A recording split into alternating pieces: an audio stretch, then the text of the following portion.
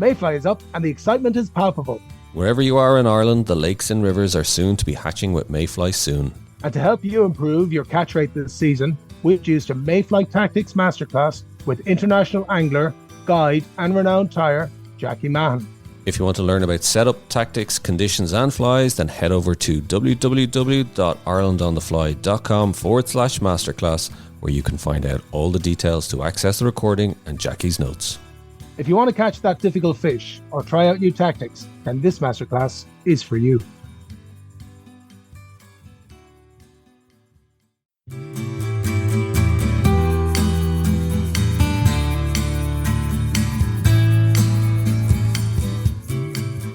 Hello and welcome to the Ireland on the Fly podcast about the people and places of fly fishing in Ireland.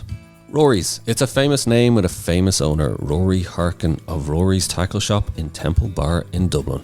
But did you know it opened its doors in 1959 when there were just warehouses around the area and trout and salmon could be caught by the bucketful within Dublin's environs? Rory Harkin may have passed on the running of the shop to his daughter Mary now, but he joins us this week to talk about his love of fly fishing, meeting and fishing with so many household names, and why the shop was always about more than just selling rods. But first, Tom, hard to believe, as Rory tells us, when he opened, there was 20 tackle shops in Dublin. That was really amazing, wasn't it? I mean, just goes to show the difference. And it was kind of interesting that came up because, like, I know from my own experience, I used to work for Hardy and Gray's, and I found a list there lately when I started back in 2007, and north and south, I had 52 accounts, and I found a list of the actual accounts I used to serve. And I went through them, and of those 52, there are only 13 open now. There you go. So yeah, it's it's changing times. And I suppose is it a case of like everything's gone online? Oh, without a doubt, yeah, without a doubt. To be honest here, and I think all anglers probably. I won't use the word guilty of this, but like, it's very easy if you know what you want. It's very easy. This isn't angling stuff. It's very easy to get stuff online now. It's so easy to shop. Yeah.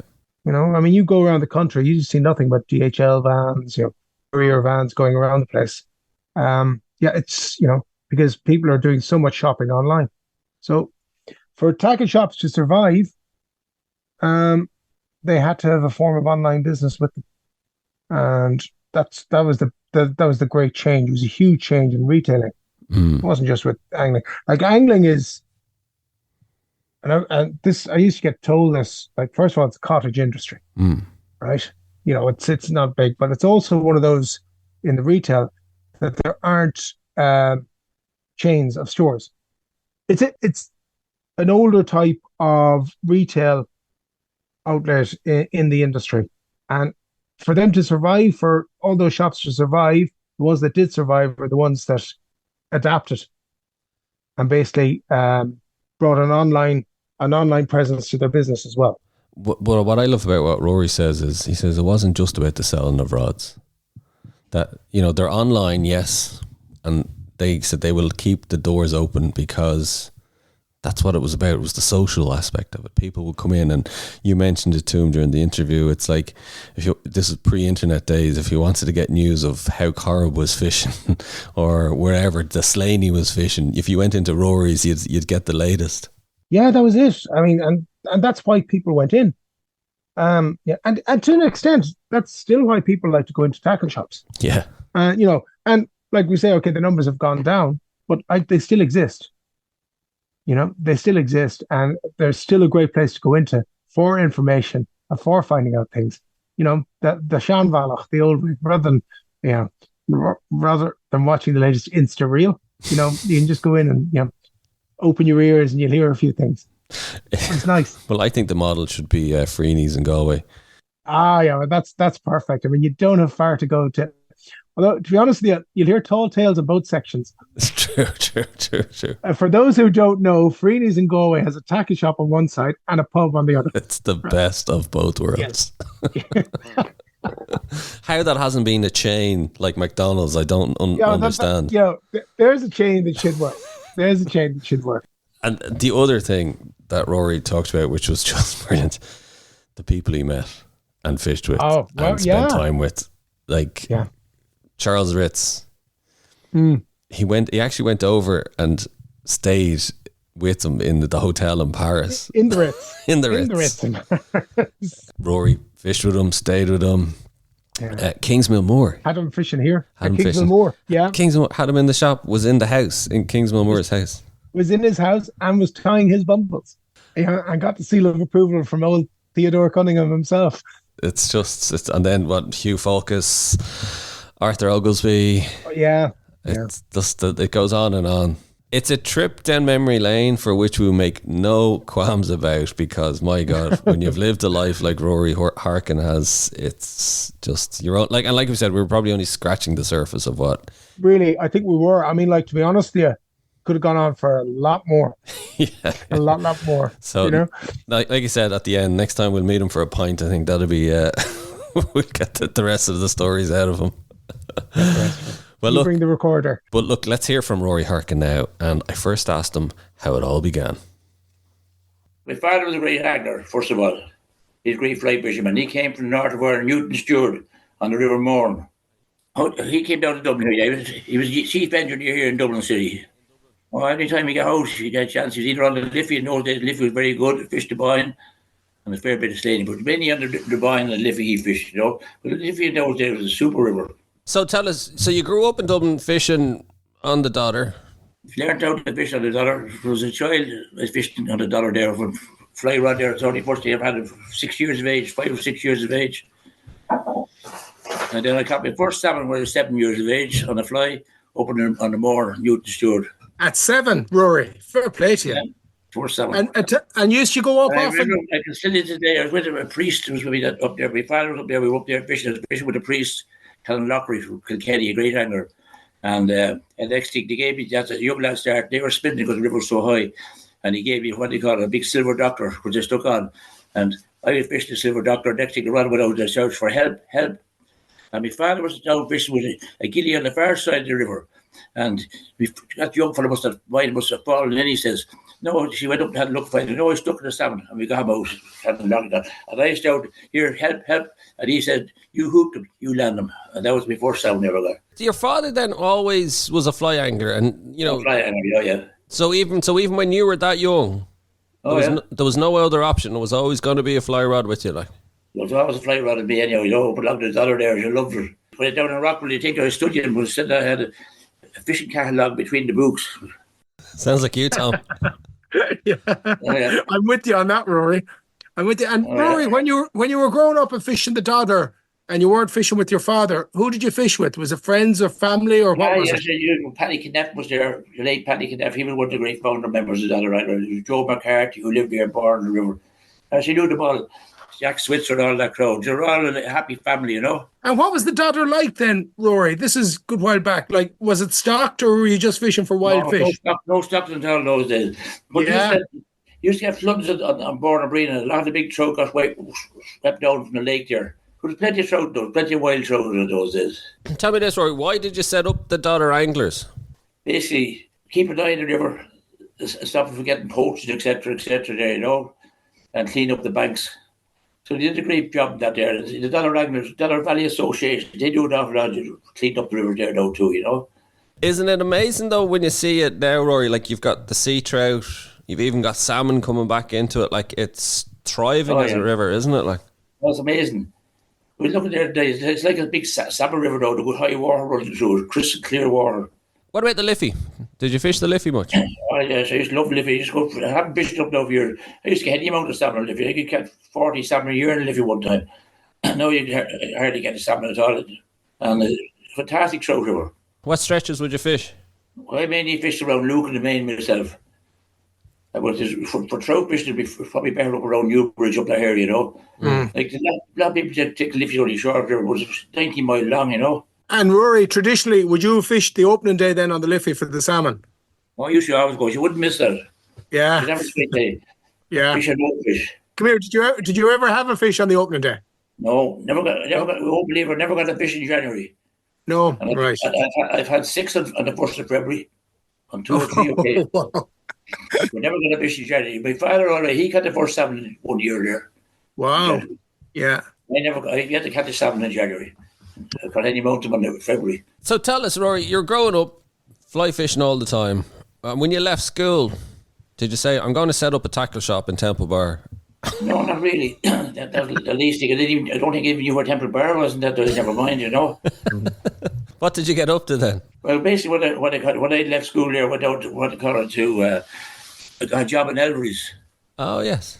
Right. What they call it there. And, one thing led to another. My father said, this little place down in Temple Bar here, he was an engineer down in Fleet Street there beside it.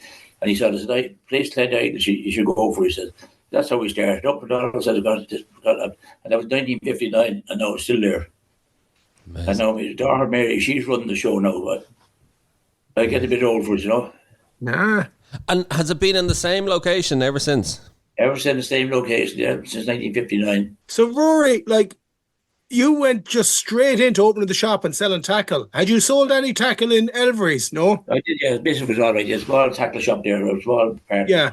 I knew an awful lot of anglers. Used to be up in the Liffey fish with. I knew all these guys here, you know. So he had a great advantage that way. He knew the ball coming in. There were different times. Actually, Rory, interesting.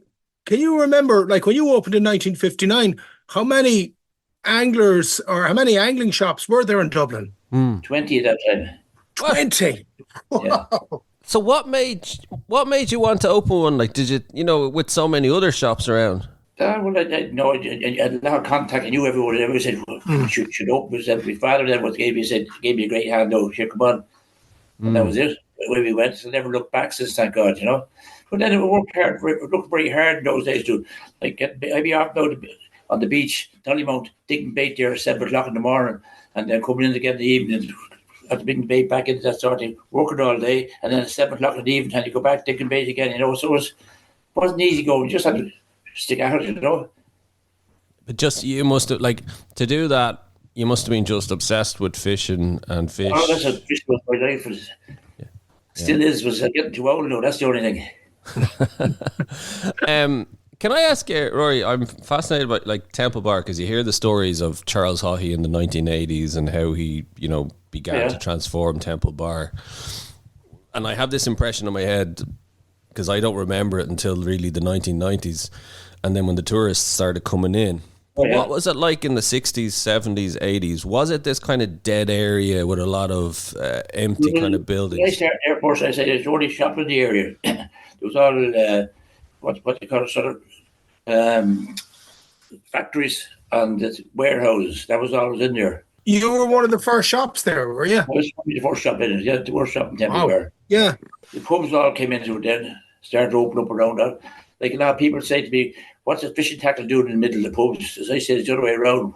What's the pubs doing in the fishing tackle shop, you know? Wasn't it all tax breaks, I think, Haughey brought in to get the business? Yeah, I did a lot of that.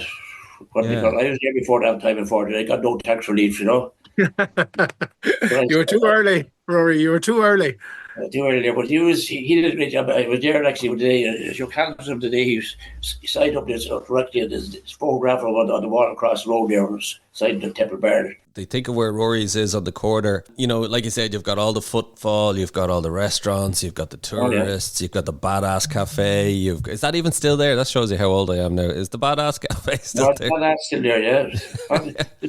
Most of the restaurants are still there at the moment, you know. Yeah, and so if you take it back to, like you said, in the 60s and 70s, it was mainly warehouses. It was quiet. It's not like the streets were busy. No. That time we were there, most of the wholesale places are warehouses, that's it. Yeah. I mean, there's no retail area, what they call it. I was the first there. There was a little sweet shop across the road, that was all there was, and the barber shop around the corner. It's such a great location, though, in terms of the city centre. But you see, at that time, I say there's nothing in the Temple Bar, there's nothing to bring people into it. And what age were you when you opened in 59? 19. Teenager. Wow. Oh my God, that's very young. Oh, yeah. Did you really kind of just have to learn on the job, so to speak? Well, but I enjoyed actually. Because a bit the Elvery's there, they got a lot of people there, the wholesalers, that sort of thing coming out. And then a lot of friends gave me hands out, that sort of way. Yeah. What was it about Rory's that you kept going, the shop? Well, I liked the business. It was, to me, it wasn't work at all. It was a hobby. And it was really what they call it. I used to out fishing there, meet the lads out here. And they used to tie all the flies for the shop there myself, and they used to tie the flies for the people there, you know. It was a hobby same was what they call it. It wasn't like going to work every day. Yeah. Just slowly was a slow started off, and then busy gradually built up, and then. Did you tie flies yourself? I did. Oh yeah, I tied all the Kingsmill boar flies.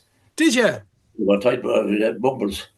And like, you know, you would have gone through a lot of flies. So did you have lads around town there that tied for you? Yeah, I did, yeah. Yeah. I had a few guys there tied all right here. Yeah. But most of them I got there, I imported a lot of them from England, that sort of thing, you know. Right, okay, yeah. I say I tied a lot of myself with the shop there. Like in the winter time, I tied most of the salmon flies. Right. I tied even flies there for just tied bubbles for Charles for Kingsmill Moor.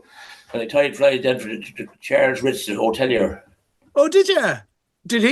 Was he ever in the shop to you? Or he was, yeah. Was he? Oh, indeed he was, yeah. Charles stayed in the hotel with him over in Paris. Yeah. Did you? Yeah. Oh yeah. I have his book, and I actually just lent it to Dara there recently. Yeah, it's great. I like it. It's a great book, yeah. But yeah. Remember the Ritz parabolic rods? Yes. Yeah, he had all those. We were selling those the big time. The split cameras on the go. Wow. Hey, come here. Did you ever get to fish with him, Rory? I did indeed, over in Paris. He came over here, fished with once over on the western world there one weekend. Fished out there, went out to his castle school when he went over in Paris, there, you know. Yeah. And come here, what was he like actually, Rory? Yeah. I was just a gentleman, that's all I say to you. Nice and easy going talking there, you know. Yeah. Oh yeah, then I stayed in the hotel room there, and he had his own room up there, the whole lot, and his own meals brought down especially. So I joined up, so it was a VIP treatment. Fantastic. Fair play to you. I have this, from reading the book, this impression of kind of the small man, very dapper, very well dressed. Oh, yeah, very, very precise and kind of. Yeah, Pierre Cruvet over there. He was the other guy. He was the world champion caster. Yeah, Pierre Cruvet. Did you meet him as well? I did indeed. Oh yeah. What did they make of the fishing in Ireland? What did he make of it? Oh, I thought we didn't do enough of it over here, you know.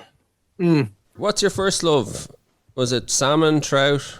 I'm happy to be trout this day, you know. But like salmon fishing, I go back a year, it was far better then than it is these days. You know, I could get 30, 40 salmon a year lift without trying too hard in those days, you know.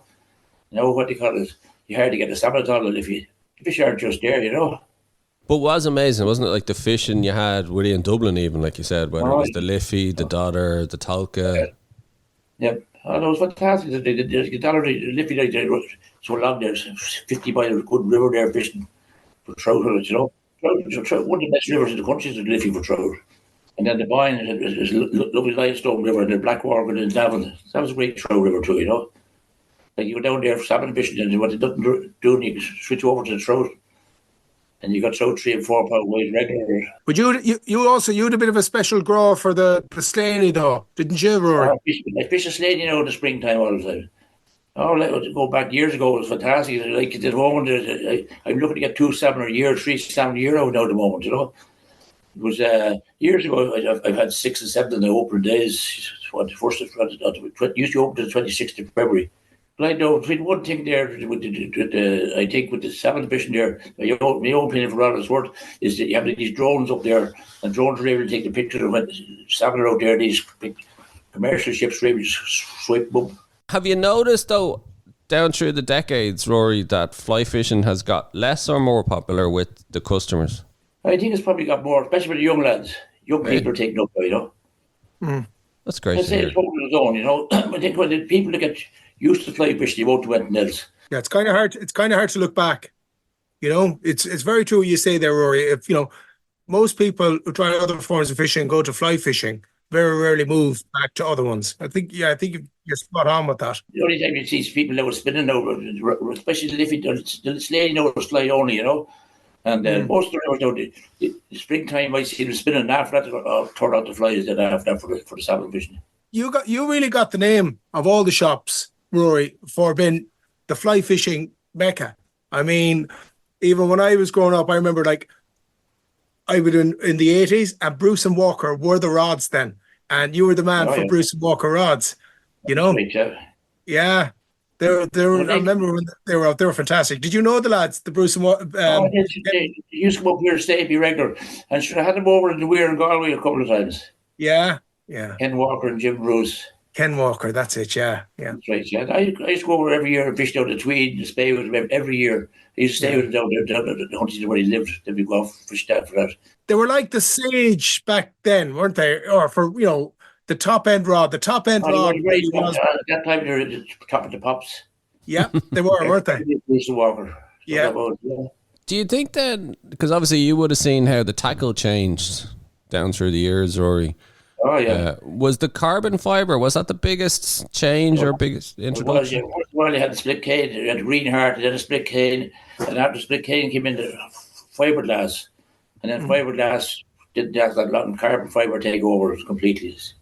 Everything's fiberglass, or should I say carbon fibre now at the moment. And that was the biggest change, do you think, in terms of... Oh, yes, it's so light, it's so strong. Yeah, it's amazing though still nowadays, isn't it? Like how it's getting smaller and lighter and... You can't get like years ago when you used to have 15-foot fly rods with 30 odd ounces. Now they're 8 ounces. Huge difference if you were lugging it for the whole day, actually. I used to use the big heavy rods there. It never cost you a thought, You did it. Yeah, you did it, yeah.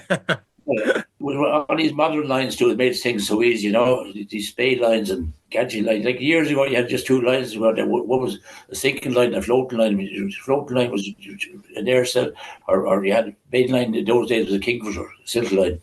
Yeah. And that was it. You used to grease it. What it got me. Fish just was getting nice. Fish there, next grease it more out, it starts to sink again, But the modern lines and that sort of, they made things life so easy, Like, years ago, I'd say you'd have 15-foot rods. Now you don't need a 15-foot rod because it's weight forward lines there, just cast themselves there, they're ready to bump around, We're mollycoddled these days. The kids don't know how good they have it. No doubt about it. Oh, yeah. It's life much easier than that, We're definitely mollycoddled. I don't know whether I'd be able to do a 30-ounce rod for the whole day. Oh, yeah. There was fish in the river in no time, so it was handy. Anytime I used to go fish in the barn that time, actually. Every day you get 3 or 4 salmon, It's all changed, though. But then I see, a lot of people don't agree to hatcheries. All those rivers in those days, they had hatcheries on them now. They're all the hatcheries are done away with. Yeah, it's funny. Now, this has propped up a lot with us lately, Rory, and I found it out when I was going through a lot of old stuff, literature lately, and I was going, God, there was a hatchery there and there was a hatchery there. And you're just reiterating that now, that a lot of these rivers had hatcheries back then, yeah? But more now is my river where we're up there fishing, and they had a hatchery. They used to go down there to Side Mill. It's about 20 miles down the river from Newton Stewart. Yeah. And used to catch the salmon there, net them, put them in the tanks, and bring them way up here above into Newton Stewart there, where they had a mill race, 3/4 mile and a mile long, and he put them in there, and he kept them there to spawn, and then he dropped back into the hatchery. And then when the fish did spawn out, he took them out, the fry, and brought them way up, dropped them off 50 miles up the river. It was thousands of fry to go up there, That was a serious operation. Was that the local club, or was it done by the department, or what was it? I'd say I couldn't tell you offhand. It was probably the department, Yeah. But that's just so I couldn't tell you offhand. But I used to fish down there where the hatchery was, and just amazed to watch the work going on that, Yeah. You go down there and see these salmon there swimming around there at any mountain there. And they brought in the strip, and they say, they strip them off. And as soon as they stripped them off, they bring them up there, and when the fry hatch out, bring the fry up 30 miles up the river, and let them off. But I can see no difference now between, obviously, we have the wild fish and the stock fish, Well, there's very little of that done now anyway. It's very little. The scientists don't agree with us, that's basically it. Like, we had a hatchery on the Liffey here, palpable, and a lovely little hatchery going, plenty of fish in Liffey now. Hatchery's got there's no fish. Great hatchery debate, Rory. It's Well, I agree with hatchery now. I say what they got. The only hatchery I know that really done properly was the one up there. I don't say they're all done like that, but they had their hatchery there. Say the fish, they brought the fish down the river when they were fresh and put them in that mill race, kept them there for what they got until September came, October, to decide to spawn them, and then they hatch the fish out, the fry, or the eggs out, the egg. He brought all the eggs up and let them off up top of the river, Let the fry off and the river. They all came back to us from where you should have originally come, all changed now. Oh, it's all changed. You go up there now, I used to go up there and just look forward to it. Anytime you might catch fish, you'd see plenty of fish there. Now you go up there and you see a few fish jump. It's not the same at all, Rory, tell us, you fished all over Ireland, all over the world. Give us an idea of some, because you mentioned there you used to go to the Tweed every year, was it? You went go to the Tweed and the Spey. Wow, what was the fishing like then? Very, very good. When I went over there first, it was unreal. Couldn't believe it, you know. But like ourselves here, it's got down the tubes as well, you know. Yeah. They've gone away with the hatcheries and all that sort of thing. But it's not like it was when I went over there first. Fishing was brilliant, you know. One thing I can tell you about it's the difference between us and Scotland. In Scotland, the import anglers and export whiskey. And that's what you know. Anglers get VIP treatment over there. All the banks are all clean, so the anglers go up and down the river. First thing they do is clean the banks of the river, get the anglers go over there. Everywhere is full of anglers there, you know. You get the VIP treatment. Well, it's an industry in a way, isn't it? Like, well, indeed it is. A huge hospitality. You know. And fishing is not cheap there over here, you know. It's expensive. Where else? You fished Argentina, have you? We fished Argentina for sea trout over there, and great fishing as well. So got some very big sea trout, 20 pounds, some a couple of hours, you know. Yeah. They went over there, I think, Brendan O'Connor, a good friend of mine, we got about, I think, 120 sea trout or so, maybe more for the week. And the average weight was 11 pounds. So it's give you an idea, you know. Average. Yeah. Pretty decent. We could keep 16, 17, 18 pounds, you know, a couple over 20s. What about in Ireland? Where any of your favourite places to fish in Ireland? Well, my favourite place is down the Moor. I fish up the Moor, up the north of Ireland, and then most of the fishing you do down is over the old Moor on the Mahon there, environs. That's where that most is I'm out fishing. What's your favourite trout lake? So then, and it begins with C. Yeah, I know, but I don't think it has an R in it. Well, I think I know what it's going to be. I have a house over the banks of Lough Conn. Yeah. So you have to say Lough Conn. Yes, well, there are three fantastic like Bass, Corb and Conn. One's as good as the other, you know. But it's all got much smaller, I think, now in Conn than it used to be. They have actually. Isn't that interesting? I remember about 15, 20 years ago, they went very big. Did you? There's no bother catching 3 and 4 pound trout. No, you won't catch them. Most of the trout are hard to develop. If you have a competition there, it's very hard to catch a trout 12 inches long. Yeah, it is. Just a big number of 10, 11-inch trout. That's it, yeah. Yeah. Wow. I couldn't tell you. That's it. And what about Sheelan? Did you do much on Sheelan, Rory? I go down to Sheelan. I go down for Mary has a boat there. I go down Mary there. I go down half a dozen times or so a year, you know. Right. Same with Lough Conn, the fish and a half dozen times as well a year or two, you know. Yeah. But like if they go up for a few days, fish, they go to the Con there and might go across the Bass. So you have 3/4 down the Battle Road there, you know, fishing Bass with that sort of thing. You know? Yeah. But I have to say that I have some fantastic fish down Corb too. Good man. Good to hear that. Fair play to you, Rory.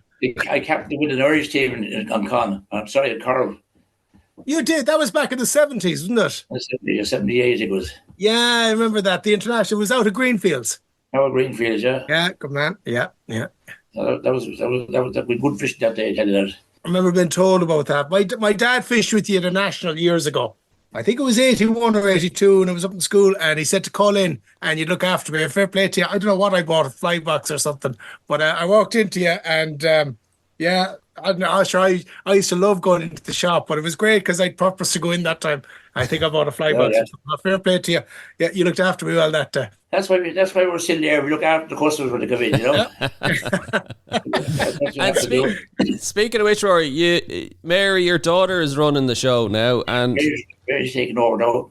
And she's as passionate about the fly fishing as you are. Oh, she is passionate there. She fished like talk about. She's as good as salmon and fly angler as in the country. Yeah, she goes. She's been over there, over me in Russia, and what they call it. She does well on the spey and the tweed every year, and she gets a fair number of fish on the slaney every year. So, a few in the old Moor when they bring her. The apple doesn't fall far from the tree, Rory. I don't know what they got her. Pretty much. Yeah. Well, don't worry. You can tell Mary we'll have her on the show soon. We'll be chatting to her, find out about all the secrets. We're all doing the same thing. We're all out to try and catch fish, and everyone helps one another. You know, it doesn't matter age. Age is no different. You can be 70 or you can be 12. Everyone helps one another. You know. But that was one of the things about the shop as well. Like people used to go in there, and I know that from that. People used. I mean, you were a great place to go in for information, and you could find out in your shop how places were fishing all over the country, no matter where. You know, it was in the days before social media and the internet. There was Rory's. We're still the University of England. Yes. The nickname for us. And actually, we meant to, because we were talking about famous people, I meant to ask you, because he comes up a lot on this show, and we're always talking about him. Kingsmill Moore, was he ever in the shop to you? Oh, indeed he was. He used to tie his flies. I tied all Yeah. the bubbles. For you wouldn't tie them, I tied lots of bubbles. And he only lived up the road here, you know, and he used to call him out the house there. And he'd come into the shop there. Did he? What did he say when you tied his bumbles? What did he reckon about them? He was happy with him. He caught fish on him. That's the main thing. He caught fish on that line with him. And then Did he, Jack Charlton used to come in as well. Amy Winehouse. Yeah, what was the Amy Winehouse connection? Is she an angler? Oh, she got T-shirts done. Right. Yeah. Come here, I have to. I can't let you go on Kingsmill Moore. Yeah. What was he like? I mean, U2 as well there. They used to come in there years ago. U2. I don't mind U2. I'm only interested in Kingsmill. God's sake, could have been Mick Jagger or Bono. I don't care about them. Tell us more about Kingsmill. What was Kingsmill like? Was he? He was very well. He was very sort of a posh sort of man. He was very genuine at the moment. I used to often go up to his house there because he lived in Rathfarnham from here, up the road here, you know. And then with Arthur Rogan, we done it for Hugh Falkus. Oh, did you have Hugh Falkus over, yeah? Oh, yeah. What was he like? Mad, was he? So, no, he probably was mad, all right, you know. He's always quite in the shop. I fished him a few times in Scotland. And at Arthur Rogan, he had been fishing over in the Europe there years ago. There is a question I want to ask you about the shop. You saw, like, in Galway, Kenny's, you know, the bookshop. And when they closed and they went fully online. Yeah. Did that ever occur to you with the rise of the internet, Rory, or for Mary, that to go, do you know what, we're just going to go online, it's a lot easier? No, I never do that, you know. But we have a good online business, it is.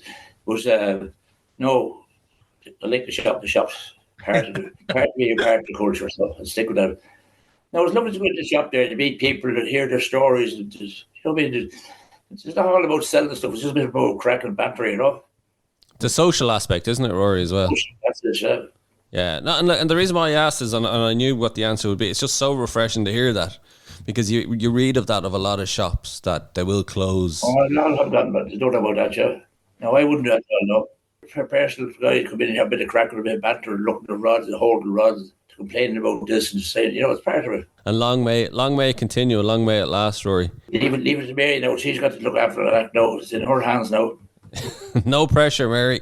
I'll be only the boy now, you know. You're making the cups of tea, are you? I'll make the cups of tea, yeah. Some boy. Some boy. I don't win that much now. There's nothing good there beat the people have a bit of crack.